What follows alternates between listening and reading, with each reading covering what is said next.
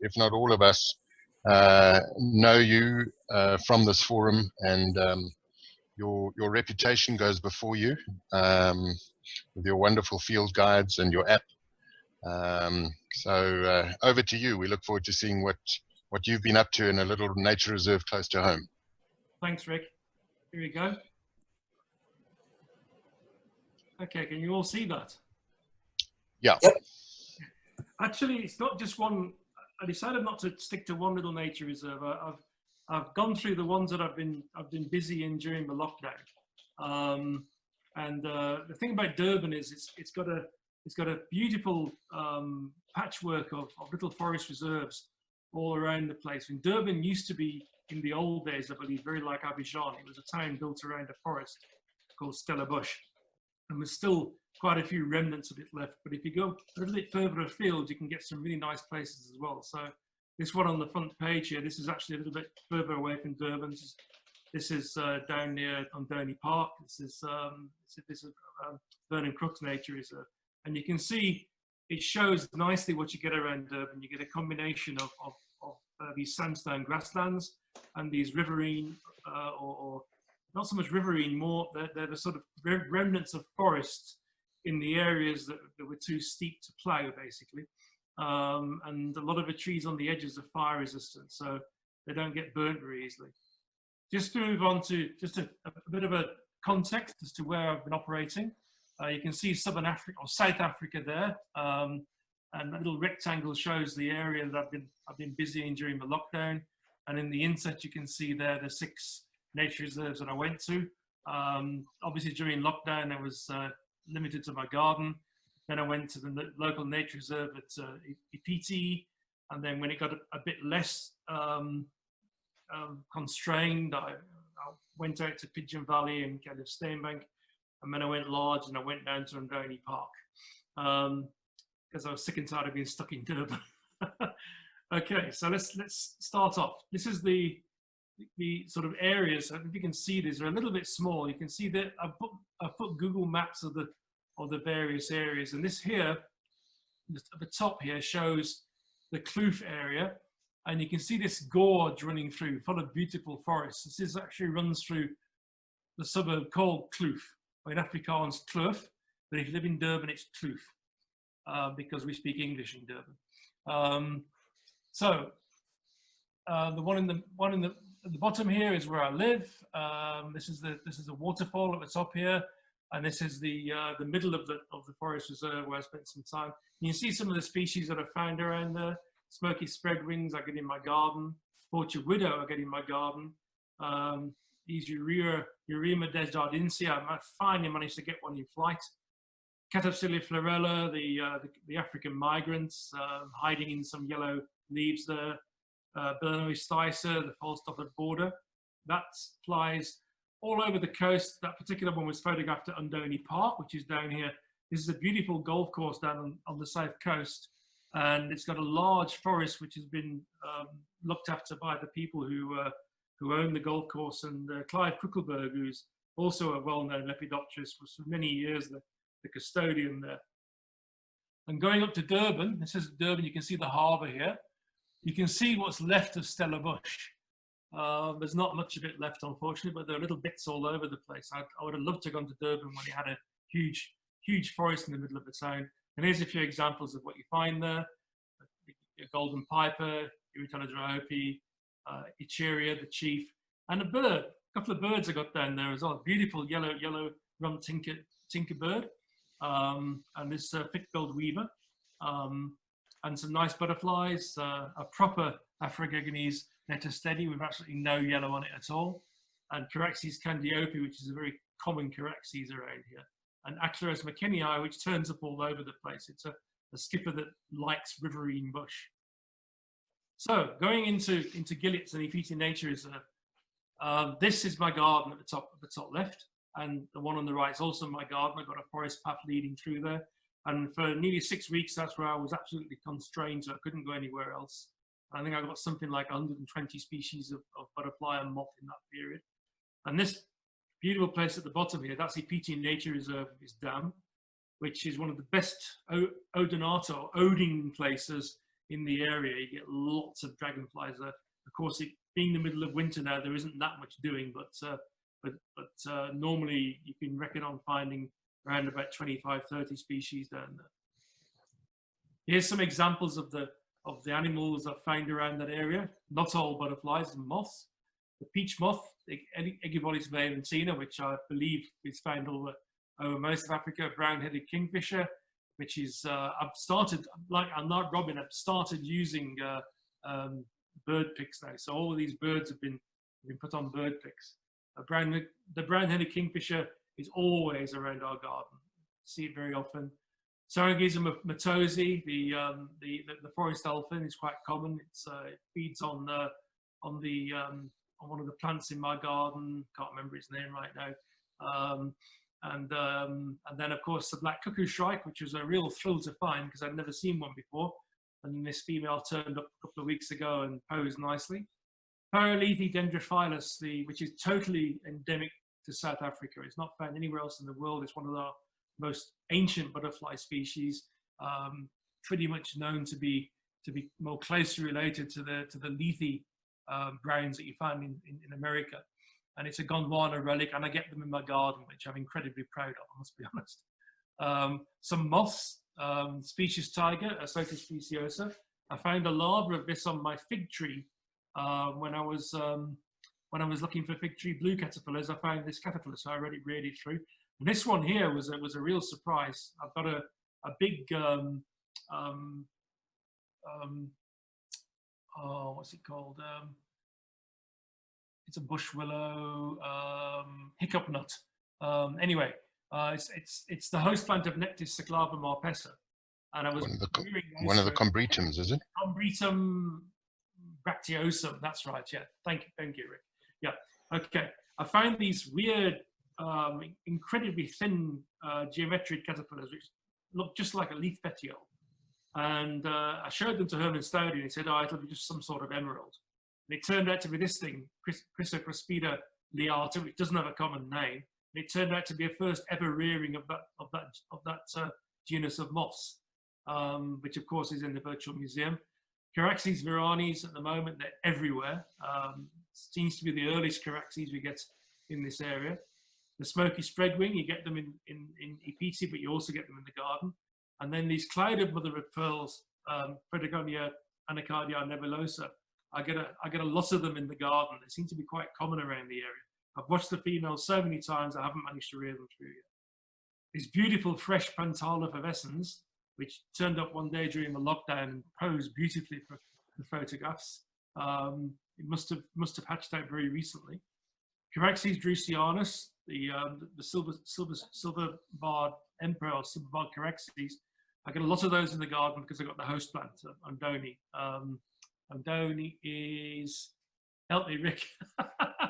The Latin name of Doni escapes me right now, but I got a big one in the garden. It's been there since before the house was built. Therefore, I get a lot of the butterflies. Yeah, it's a waterberry. Waterberry, yeah, that's another name for it, yeah. Syzygium. Syzygium caudatum, there we go, yeah.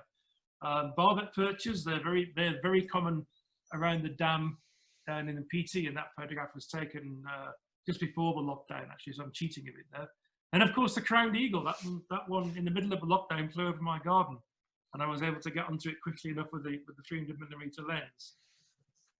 Yellowjack is another one that I photographed not long ago in EPT.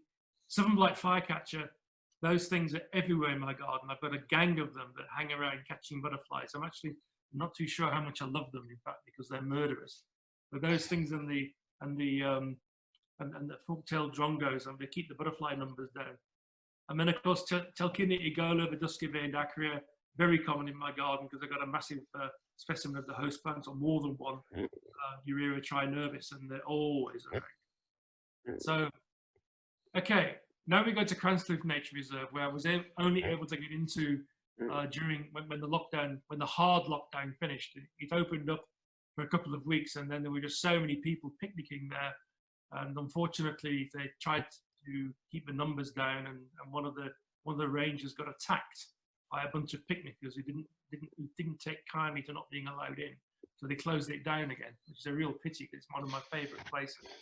This is the clearing just inside the reserve from the main office in Kloof Falls Road. And that place is quite famous, is where I found this incredibly rare spider, which I'll show you just now. Then we have this place called the Splash in Mutu Walk.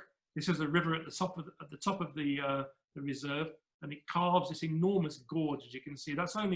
That, by the way, the bottom left is only about 50 meters down from that. And that's where you park your car, just next to that. It cuts down really quickly. So that's Cranskloof. That's Passilobus dippenari. That, believe it or not, is a spider. I saw a bird dropping on a leaf, and I thought that looks like a bird dropping. It's a bit suspiciously symmetrical for a bird dropping, and then it moved. So I started photographing it. It turned out it's only the first record of that particular species of spider, which is only known from the Pietermaritzburg and the Carnston area. And I'm told that it was named after Antidippenar, only described a couple of years ago. And it's the first record outside the Pietermaritzburg area, which is a good 50 kilometers from where I live. So that's a real special, that is. There's some more butterflies from there around near Cleodora, which I know it's somebody from Nigeria just posted one of those. That's one of the dry season forms you get around here. The Julia skimmer, which is one of the few dragonflies that seems to fly all the way through winter. The dark blue pansy, Inoni, which is flying in that clearing that I showed you. And then Hypolysina buxtonii, Buxton's hair streak, one of our most beautiful Hypolysinas, which was also flying there. Mating pair of Mackens darts. Beautiful male Curious linguus, the mocha bronze. And this one here, I cheated a bit here because this was photographed just before the lockdown. This is the bicoloured skipper, Abanthis bicolor, which is incredibly rare, and it's actually a red listed species. And we know one spot inside Cranston where you can be pretty sure of seeing them. This is what I got in my garden, the powder. Sorry, this is not from my garden. I do get it in my garden. This was photographed in Cranston. This is one of the rarest pseudocreas around here, Eurytus, which mimics the wanderer, Acrea agonisi. This is the false wanderer. They're quite rare around here. That was photographed on an alien tree in Cranston. Nectus laeta, a common barred sailor, which we tend to get in the heavier forest areas. Eurima virgita, and I know that's been photographed recently also from Nigeria. Pseudocrea bois de Valley trimani, seen recently in Cranston. Bois de Valley, Savinia bois de Valley, the bois de Valley's tree nymph. I've got a huge collection of those in my garden. Every year they defoliate my Sclerocotum integerrimum tree, and they're very common in Cranston. And this Argiope spider, this is one of the orb web spiders. This was found right next to the Passilobus dippenari. So two nice spiders next to one another. Finally, a female broad scarlet, which is also photographed in Cranston during the lockdown. So that's what we got. Just a small selection of what's been seen there. I mean, we got a couple of people like Mark Liptrot and of course Andrew Kruger, who's here as well tonight. He's been very busy in the area as well. So it's one of the most species-rich QDSs in South Africa. Right, this is Pigeon Valley and Kenneth Steenbank are both two little fragments of the original Stella bush, which exists down in Durban.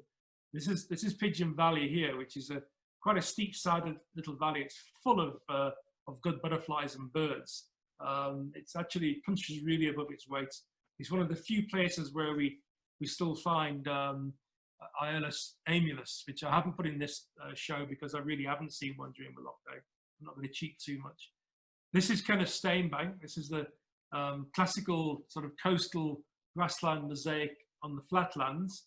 And this is one of the roads going through the reserve. And this particular clearing here is a great place for butterflies. The butterflies all like to sit on the edges of the bushes, and all you have to do is walk around with binoculars and see lots of butterflies in the canopy there. Just to show you what we've seen there, this is a bit of a butterfly-rich slide. This was all taken a couple of weeks ago when I was there. Oh, sorry, no, there's a bird. There we go. That's from for Pigeon Valley. This is the yellow-rumped tinkerbarlet. But you can see here, false-dotted border again, African caper white, female and male. African antique-white, Dixia carina, which was quite a few of them in the reserve. Good old black-haired bush brown, which used to be called the common bush brown down here. Always a lot of those around. This particular one here, the blonde lider, Cymothere caranus, we only get 2 species of Cymothere down here. Unfortunately, we don't get any of the red ones. This is one of the more beautiful big cream species, very typical of what you find in the rest of Africa. There's a layman, Amoris maculata, and you can see just below it here is a chief, Echeria, and you can see the difference there between the 2 species. They're very similar, but the chief tends to have yellow spots in the forewing. African woodwhite, Leptosia alcesta, there's always a lot of those in the undergrowth. Soldier pansy.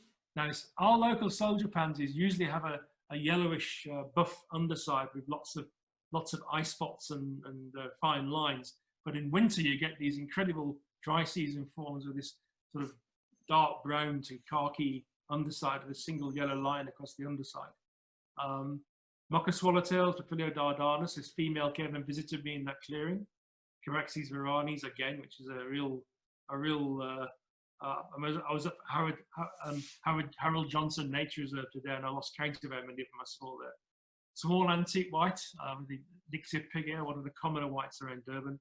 Another pseudocrea, this is Lucretia tarquinia, the false chief, and then there's the Uritella triangularis again. Okay, moving on to Doni Park. Now, Doni Park is quite a bit further away from Durban. This is my first sort of breakout from home when they allowed us to travel on the highways. We could get a bit further afield. And I said to my wife, who'd been stuck at home for too long, come on, let's go for a drive. This is the view from the 18th tee. There's the clubhouse in the distance. This used to be a government golf course that was reserved for ministers only in the days before 1995, and it was opened up around about 1990. For quite a long time, if you had a permit, you could get in there, but now anybody can go there. It's a beautiful spot, and this is one of our best hilltops. That's the edge of the tee there. You see a lot of Charaxes and things flying around there. It's a fantastic spot. This is the road up to the top. As you can see, typical coastal forest, lots of trees, lots of beautiful broadleaf shrubs. And then I put this one in, this is interesting. People always say to me, where can we see butterflies? These Dracaena electriformis are growing next to the workshop shed there. They were full of mothers of pearl and variable diadems. If you kick one, about 30 would fly out. And I've got some photographs of them there.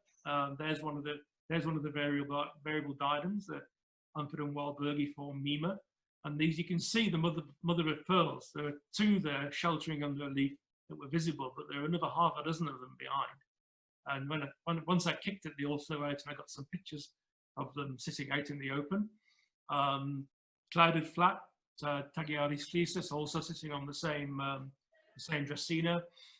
This golden piper, Uritella triangulata, that was on the hilltop at the tee. The brown pansy was on the forest floor, not far from those Dracaenas. And then this lovely Isoxia tabulata, one of the kite spiders, was trying to catch. I don't think that spider was only about 10 millimeters across, so I don't think it stands much chance of catching any of those butterflies. But it was trying. You've got to have my spider's patience. And that's it. My little here we go. Yeah, my little Great. Yeah, sort of bookstore of the Natal forests where I live. Fantastic. Thanks, Steve, and thanks for expanding on what I thought that your original, from the title was going to just take in 1 or 2 little reserves near home. So lovely to see that that diversity of forests and habitats, and of course the wonderful biodiversity that goes with that. Thank you very much. Please post any questions that you might have.